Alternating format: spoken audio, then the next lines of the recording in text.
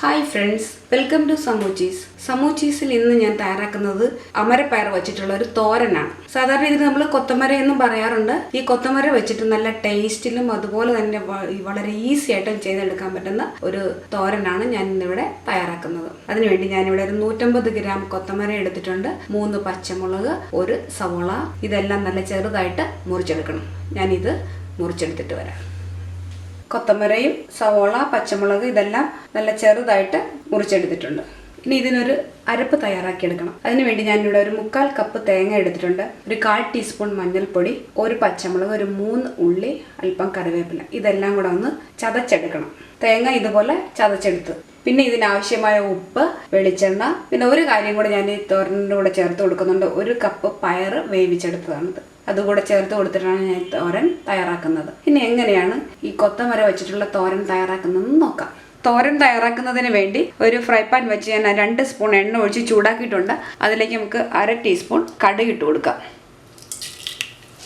അപ്പോൾ ഈ തോരനൊക്കെ തയ്യാറാക്കുമ്പോൾ ഇതുപോലെ ഒരു അല്പം അരി ചേർത്ത് കൊടുക്കുകയാണെങ്കിൽ നല്ല ടേസ്റ്റ് ആയിരിക്കും ആ തോരന്. അതിനുവേണ്ടി ഞാനിവിടെ ഒരു 1/2 സ്പൂൺ നല്ല കുത്തരിയാണ് അതിനകത്തേക്ക് ചേർത്ത് കൊടുക്കുക. അതൊന്ന് നന്നായിട്ട് പൊട്ടിക്കഴിയുമ്പോഴത്തേനും ഇനി ഇതിലേക്ക് 2 വറ്റൽമുളക് ഇട്ട് കൊടുക്കുക. അല്പം കറിവേപ്പിലയും കൂടി ഇട്ടിട്ട് പിന്നെ മൂപ്പിച്ചെടുക്കണം. ഇനി ഇതിലേക്ക് നമുക്ക് ഇവിടെ ചെറുതായി മുറിച്ച് വെച്ചിരിക്കുന്ന സവോള, അമരപ്പയർ ഇതെല്ലാം ചേർത്തിട്ട് നന്നായിട്ടൊന്ന് വേവിച്ചെടുക്കണം. പച്ചമുളകും സവോള,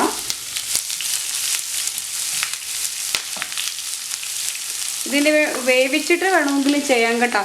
പക്ഷേ ഇത് നല്ല ചെറുതായിട്ട് മുറിച്ചെടുത്തിരിക്കുന്നതുകൊണ്ട് ഇങ്ങനെ വാട്ടിയെടുത്താൽ മതി, പെട്ടെന്ന് വെന്ത് കിട്ടും.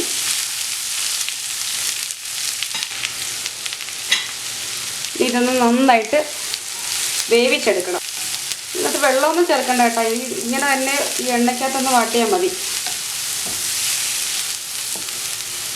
ഈ സമയം നോക്കി ഇതിനാവശ്യമായ ഉപ്പ് ചേർത്ത് കൊടുക്കാം. പയർ ചേർക്കുന്നുണ്ടല്ല, പയറിനത്തിന് ഉപ്പിട്ട് വേവിച്ചതാണ്. അതുകൊണ്ട് അതൊക്കെ അഡ്ജസ്റ്റ് ചെയ്ത് വേണം ഇവിടെ ഉപ്പ് ചേർക്കാനായിട്ട്. ഒരു 2 മിനിറ്റ് നേരം ഇതൊന്ന് അടച്ചു വെച്ചിട്ട് കുക്ക് ചെയ്യണം. ആ സമയത്ത് അല്പം തീ കുറച്ച് കൊടുക്കണം കേട്ടോ. ഫ്ലെയിം അല്പം കുറച്ചിട്ട് വേണം ചെയ്യാനായിട്ട്. പയർ വെന്തോന്ന് നോക്കാം. ഇവിടെ ഏകദേശം വെന്തിട്ടുണ്ട്. ഇനി ഇതിനകത്തേക്ക് നമുക്ക് തയ്യാറാക്കി വെച്ചിരിക്കുന്ന അരപ്പ് ചേർത്ത് കൊടുക്കാം. ഇതൊന്ന് സൈഡിലേക്ക് മാറ്റിയിട്ട് അതിൻ്റെ നടുക്ക് അരപ്പ് വെച്ച് കൊടുക്കുക. ഇങ്ങനെ ഒന്ന് മൂടി ആവി കയറാനായിട്ട് വയ്ക്കണം. വീണ്ടും ഒരു 2 മിനിറ്റ് നേരം കൂടെ അടച്ചു വയ്ക്കുക. അരപ്പിനൊന്ന് ആവി കയറി കഴിയുമ്പോഴത്തേനും നമുക്ക് പയർ ചേർത്തിട്ട് മിക്സ് ചെയ്തെടുക്കാം. ഇനി ഇത് തുറന്ന് നോക്കിയിട്ട് ഒന്ന് ഇളക്കി കൊടുക്കണം. ഇതിൻ്റെ കൂടെ തന്നെ നമ്മൾ എടുത്ത് വെച്ചിരിക്കുന്ന പയർ കൂടെ മിക്സ് ചെയ്ത് കൊടുക്കാം കേട്ടോ.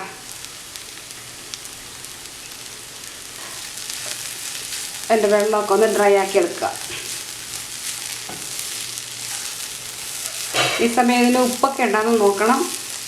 പോരാതെ വരുവാണെങ്കിൽ ചേർത്ത് കൊടുക്കണം.